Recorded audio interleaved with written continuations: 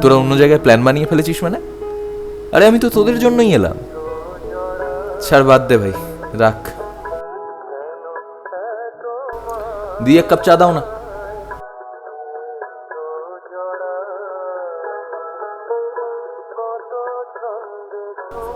পুজো শেষ হয়ে গেল, যে যার মতো বাড়ি চলে গেছে।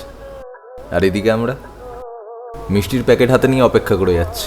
কাজের সূত্রে কলকাতায় থাকি, দুর্গাপূজায় আর বাড়ি ফেরা হয় না, তাই মা বাবার জন্য আর মিষ্টিটাও কেনা হয় না।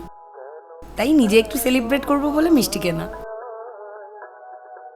আর আপনার?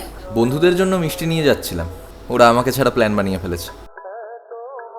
দুর্গাপুজো শেষ হয়ে গেল, আবার কেমন একা হয়ে গেলাম। পুজোতে তুমি কি করলে দিদি? আমার মতো দোকানদারদের আর কি গো, সবই এক।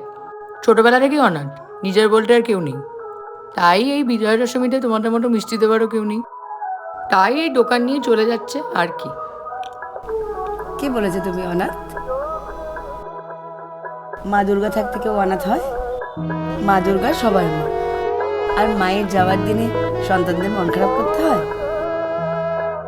এসো একসাথে সেলিব্রেট করি শুভ বিজয়া। দশমীর পর মিষ্টি ভাগ করে নিতে হয়, এটা আমার তরফ থেকে। শুভ বিজয়া।